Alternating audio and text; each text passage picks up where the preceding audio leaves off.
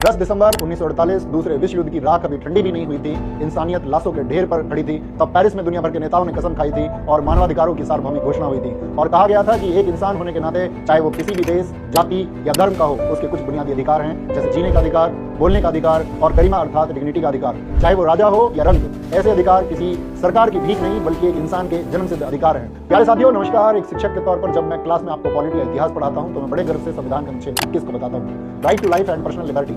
मैं अभिव्यक्ति और बोलने की आजादी, right to expression and speech, अनुच्छेद 19 के बारे में बताता हूं। लेकिन आज 2025 में जब मैं भारत की स्थिति देखता हूं तो मुझे ऐसे अधिकार केवल कागज के टुकड़ों में दिखाई देते हैं। ऐसा लगता है कि मानवाधिकार दिवस सिर्फ कैलेंडर में बचा है, ट्रैक्टर में नहीं।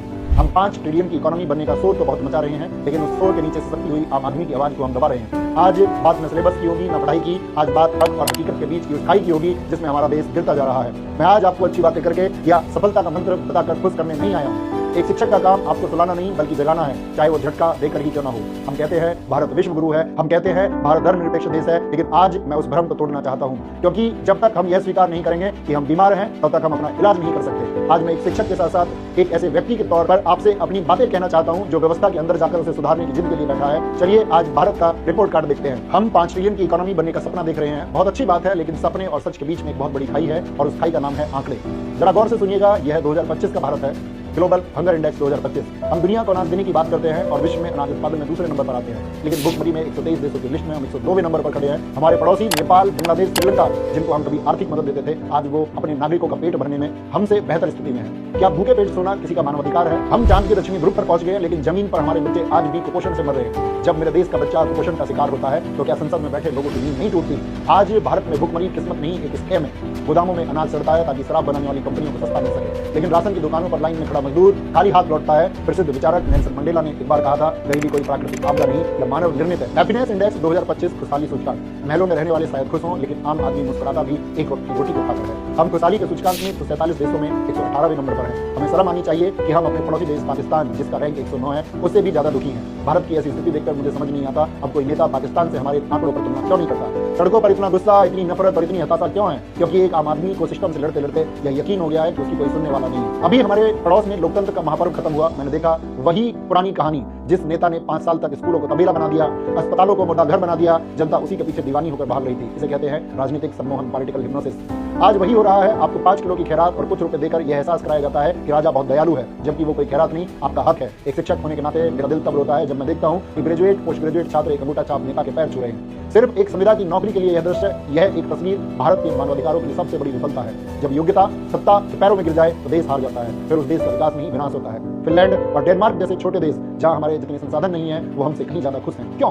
क्योंकि वहां का सिस्टम अपने नागरिक को वोट बैंक नहीं, इंसान समझता है। आप समझ रहे होंगे ऐसा क्यों है। यूनान के महान दार्शनिक प्लेटो ने हजारों साल पहले अपनी किताब द रिपब्लिक में एक बहुत कड़वी बात कही थी, जो आज भारत की राजनीति पर एकदम सटीक बैठती है। उन्होंने कहा था, लोकतंत्र की सबसे बड़ी कीमत जो आप चुकाते हैं वह यह है कि आप राजनीति से दूर भागते हैं, तो आप अपने से अयोग्य, चरित्रहीन और मूर्ख लोगों के द्वारा शासित होने के लिए मजबूर हो जाते हैं। आज यही हो रहा है। मैं यह नहीं कहता कि नेता अनपढ़ है, उनके पास डिग्रियां होंगी, लेकिन क्या उनके पास विजन है? एक ऐसा व्यक्ति शिक्षा मंत्री बनता है जिसने शायद सरकारी स्कूल का दर्द कभी नहीं देखा, तो वह यह तय करता है कि आपके बच्चे क्या पढ़ेंगे। यह सिर्फ शिक्षा का अपमान नहीं, यह उस बौद्धिक मानवाधिकार, इंटेलेक्चुअल ह्यूमन राइट कानून है जो संविधान हमें देता है। जब कलम की ताकत बाहुबल के नीचे दब जाती है तो समाज गूंगा हो जाता है। जरा सोचिए, एक शिक्षक बनने के लिए BEd, TET, super TET, interview न जाने कितनी ऐसी अग्नि परीक्षाओं से गुजरना पड़ता है, लेकिन आपकी शिक्षा नीति बनाने वाले, आपके विश्वविद्यालय का बजट तय करने वाले और देश का कानून बनाने वाले लोगों की योग्यता क्या है? मैं किसी का नाम नहीं लूंगा, लेकिन जब संसद में बिना पढ़े लिखे लोग या अपराधी छवि वाले लोग मेज थपथपाते हैं तो यह मेज की आवाज नहीं होती, यह देश के पढ़े लिखे युवाओं के सपनों के टूटने की आवाज होती है। विद्यार्थी एक सरकारी नौकरी के लिए 14-14 घंटे लाइब्रेरी में घिसते हैं,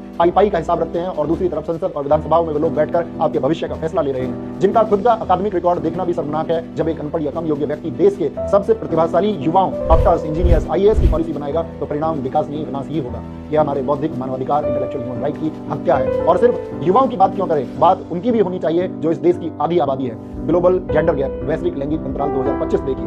हम 148 में 131वें पायदान पर हैं। एक तरफ हम नारी शक्ति के नारे लगाते हैं, दूसरी तरफ एनसीआरबी के आंकड़े बताते हैं कि हर घंटे महिलाओं के खिलाफ अपराध बढ़ रहे हैं। एक समाज तभी महान बनता है जब एक महिला रात को 12 बजे भी उतनी ही बेखौफ होकर सड़क पर चल सके जितना एक पुरुष। जब मैं क्लास में अपनी बहनों को पढ़ाता हूं तो उनकी आंखों में माँ बाप के लिए कुछ कर सकने का जज्बा, अपने पैरों पर खड़े होने का सपना देखता हूं, लेकिन जब वही बहन बेटी सड़क पर निकलती है तो उनके माता पिता को उनकी सफलता की चिंता नहीं होती, उनकी सुरक्षा की चिंता होती है। जिस देश में डर हवा में घुला हो, क्या उस देश में जीना मानवाधिकार है? नहीं, यह मानवाधिकार की अवहेलना है। संसद में महिला आरक्षण बिल पास होता है, तालियां बजती है, लेकिन टिकट किसको मिलता है? बाहुबलियों की पत्नियों को या उनकी बेटियों को। एक आम घर की पढ़ी लिखी लड़की के लिए राजनीति के दरवाजे बंद है। जब तक देश की आधी आबादी डर के साए में जिएगी, तब तक हम सुपर पावर नहीं, सुपर फ्लॉप रहेंगे। और यह दर्द सिर्फ युवाओं का नहीं है, किसानों का भी है। मैं खुद एक किसान परिवार से आता हूं। मैंने अपने पिता के हाथों में छाले और चेहरे पर मायूसी देखी है। संविधान कहता है समान काम का समान वेतन, लेकिन किसान साल भर मेहनत करके भी सड़क पर अपनी फसलें फेंकने और कौड़ियों के भाव बेचने को मजबूर क्यों होता है? क्या सम्मानजनक जीवन अनुच्छेद 21 किसान के लिए नहीं है? हमारे लोकतंत्र का चौथा स्तंभ मीडिया, प्रेस फ्रीडम इंडेक्स 2025 में 180 देशों में हम 151वें पर हैं। जब सवाल पूछने वालों की जुबान काट दी जाए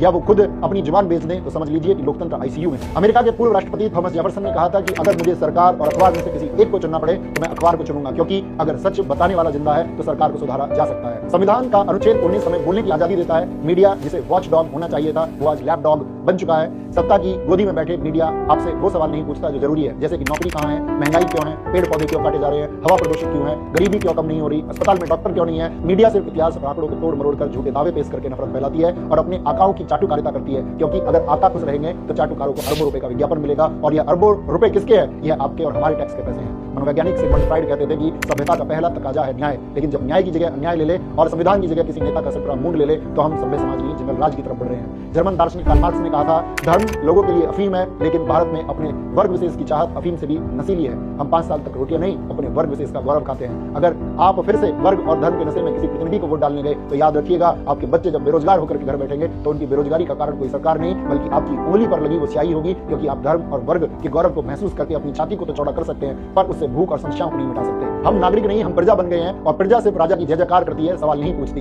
मुझे यहाँ प्लेटो की बात फिर से याद आती है। उन्होंने लोकतंत्र की एक बहुत बड़ी कमी बताई थी। उन्होंने कहा था, तानाशाही वह नहीं है जब कोई एक व्यक्ति डंडे के जोर पर राज करे, असली तानाशाही वह है जब जनता को इतना अज्ञानी बना दिया जाए कि वो अपनी गुलामी को ही अपनी आजादी समझने लगे।